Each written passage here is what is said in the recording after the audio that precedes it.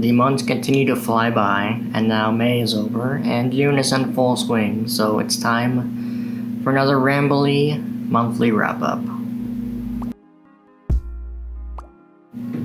Hello and welcome to Creatively Torn, a channel where I mostly talk about books, but sometimes don't. This is yet another monthly wrap-up, this time for the month of May.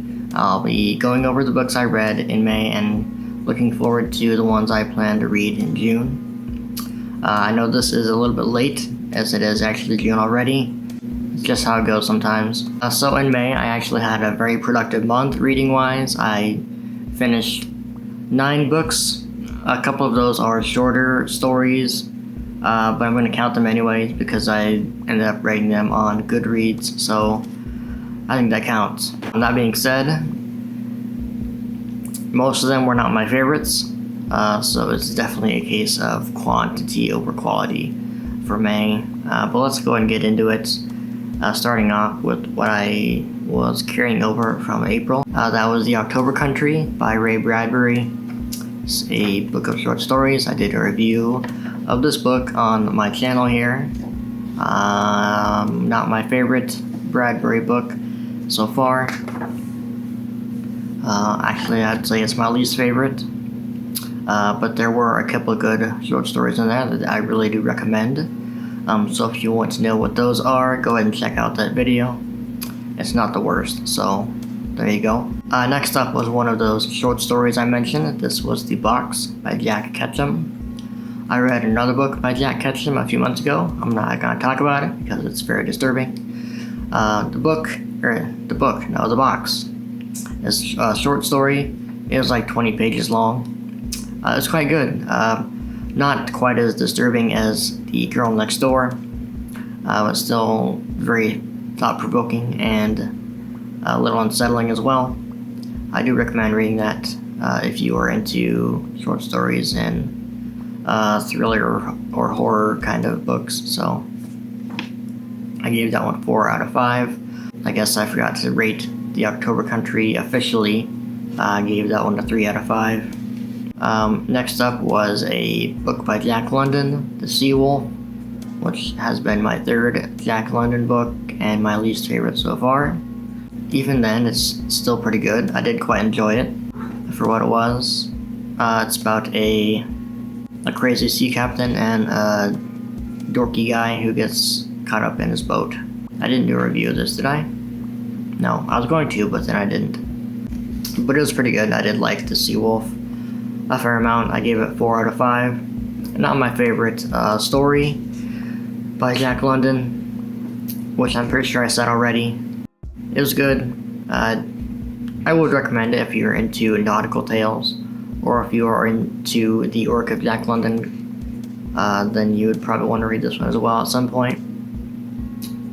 Wouldn't be a great place to start with him, I don't think, but a solid book nonetheless. Next up, I continued my Red Rising catch-up with Morning Star, the 3rd and final book in the original trilogy, which was again very good. I did also do a video on the Red Rising trilogy, so go ahead and check that out if you are interested. These are sci-fi books, sci-fi fantasy maybe, very action-heavy, very fun, very easy to read books that I quite enjoyed. Morning Star is probably my 2nd favorite of the original 3. I gave it 4.25 out of 5. Wasn't quite as good as Golden Sun from last month, but it's still very good on its own. Next up was a little bit different story. This is The Traveling Cat Chronicle. This is by Hiro Arikawa, originally in Japanese and translated by Philip Gabriel, I believe, is who that was. This was an interesting book. It's about a cat and his owner as they travel across the countryside. I liked it well enough.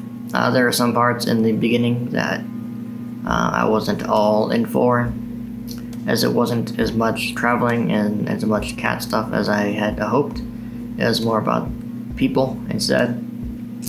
But it was a fairly good book, very easy to read as well. Had a really good ending, and it's definitely a very emotional book. So if you are a cat person and you like emotional books, this one is right up your alley. If you're not into cats, you probably won't like this book because it's very cat heavy. And if you are not into sappy emotional books, then you will also not be at home here, as that is exactly what it is. I did quite enjoy it. I think I gave this one a 4 out of 5. Next up was another shorter story. This is my first Tolstoy book, The Death of Ivan Ilyich. It's a short, either a novella or a short story. I don't know for sure what the distinction is.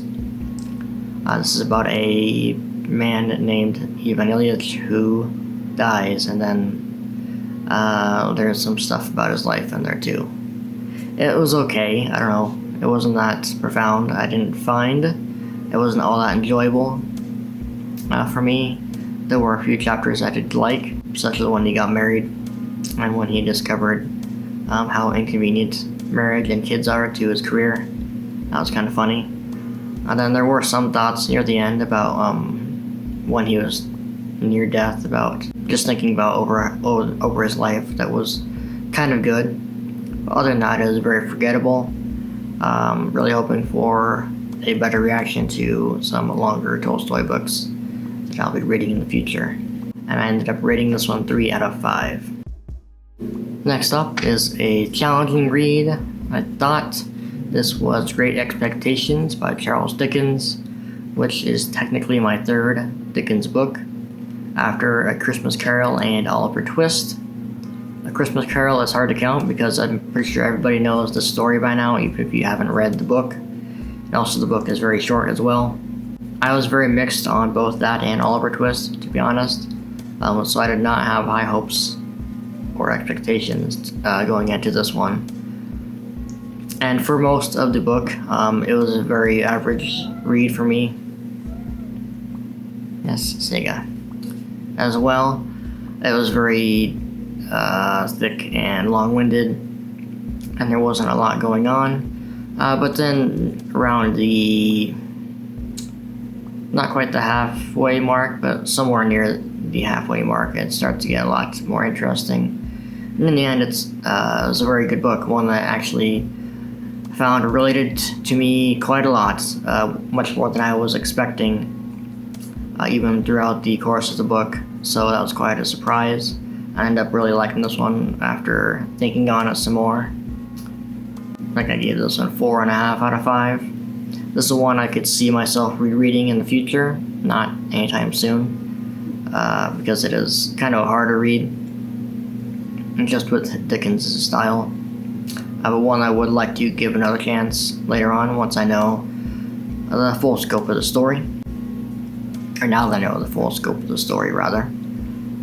Just to see if that really changes the course of the book for me.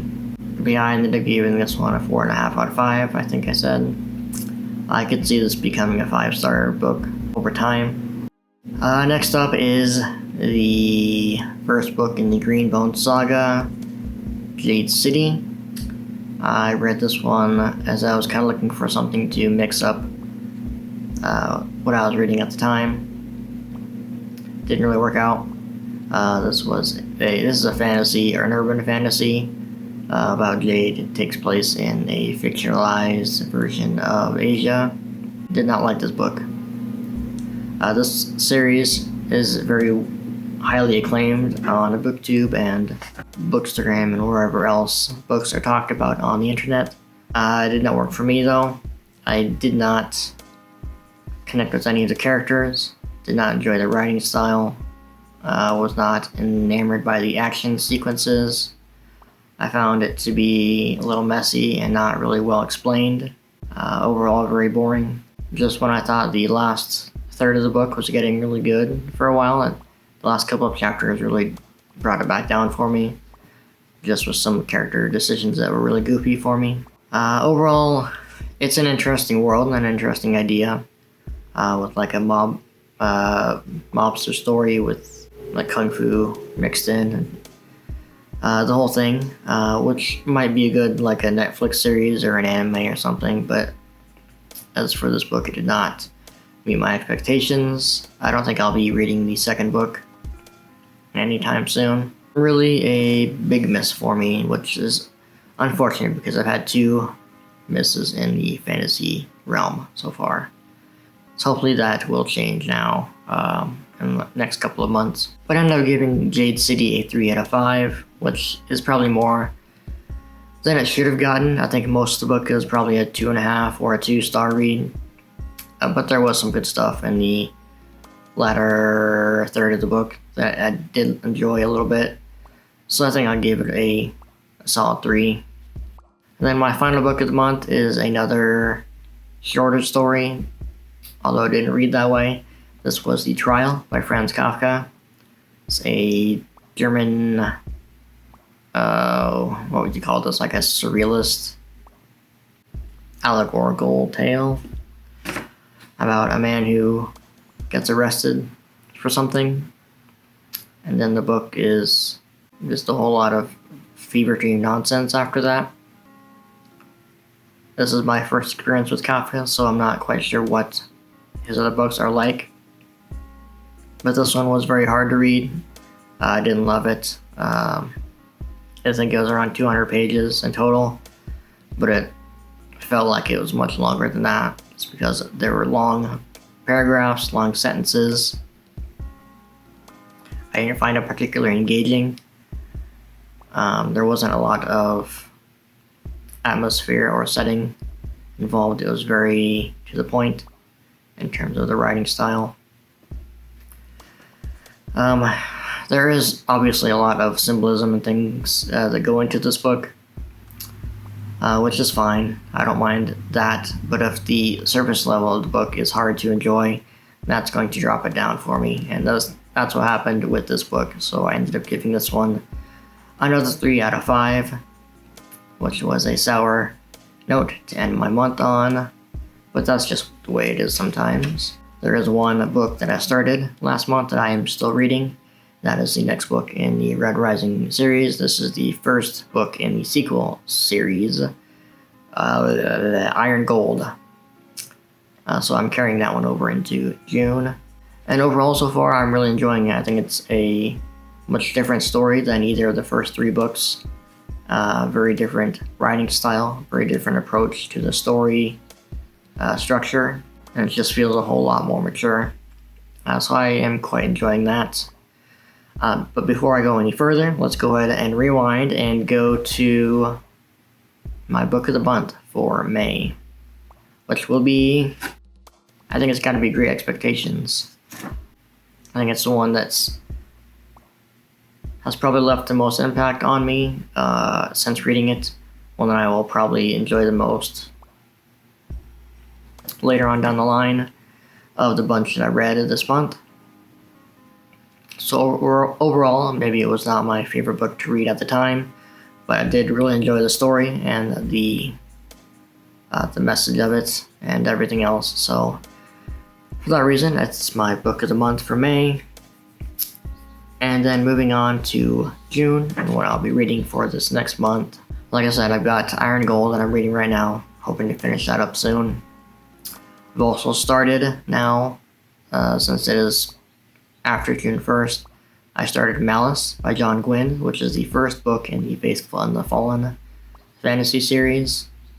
I'm not very far in yet, but I'm kind of enjoying this so far. I don't have much else to say. There's a lot of characters and a lot of things going on, so it should be interesting to read. This is part of a read-along that I'll be doing from June to September, I think. Yes. So we're doing 1 book a month for that. Once I finish one of those 2, I'll be starting the Posthumous Memoirs of Cubas by Machado de Assis, which is where is he from? Brazil? Brazilian? I should look that up. Somewhere in South America or Central America is where Machado de Assis is from. This is, I think, his most popular book, his most well-known book.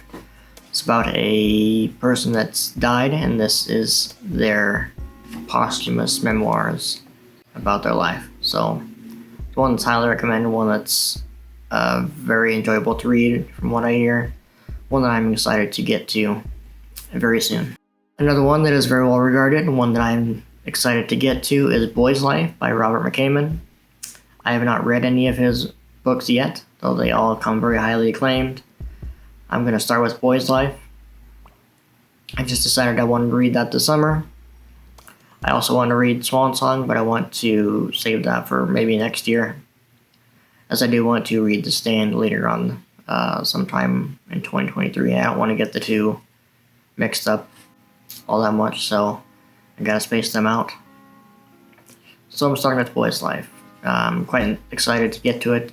It's a coming-of-age tale. There may be some kind of mystery or magic involved, I'm not sure. I haven't looked at the plot too much. I've only heard what other people have said about it, and it's all been very positive. The only other book I want to read for sure this month is Dark Age by Pierce Brown, which is the most recent book in the Red Rising saga. Be the fifth book. And then once I read that, I'll be all caught up and ready for the new release in July. So I want to get to that probably later in the month, and it might carry over into July, who knows. But I want to get that started and get caught up with the series. If somehow I do read all of these and I still have time, there are a few books I could get to after that. The first one is A Farewell to Arms by Ernest Hemingway. I think after the Posthumous Memoirs book, this is going to be my next classic, as I do want to get more into Hemingway. The only one I read so far is The Old Man and the Sea, so I want to get to more of his longer work, and I'm going to start with Farewell to Arms. I've heard that this is a good one to start with for him, so I'm going to give that one a chance if I have time this month, or maybe next month if I can find the time then. Then the other one I could potentially get to this month if I have time and if I receive the book is The Prophet of Edan, which is the second book in Philip Chase's Edan trilogy, which will be releasing on the 21st. I did just pre-order it, so I should be getting it sometime in late June. When exactly, I don't know. But if I do get that in time, and if I do have a slot open, I will crack that open and get to it. I know this one is going to be a little bit longer than the first one, so it's going to take a little more time to get through. That really takes care of everything that I have planned for June, and we already wrapped up what I did in May, so that's all I have for this video. You're free to go. If you enjoyed this video for some reason, you're probably pretty weird, but if you did enjoy this video, go ahead and give me a like and a subscribe if you feel like it. If you want to connect with me on Goodreads or Instagram or Storygraph, you can find those links in the description. That's going to do it for me today. Thank you for watching this video, and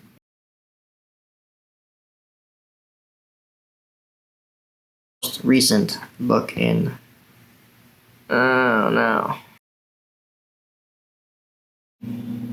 Sega. What? Summertime. No.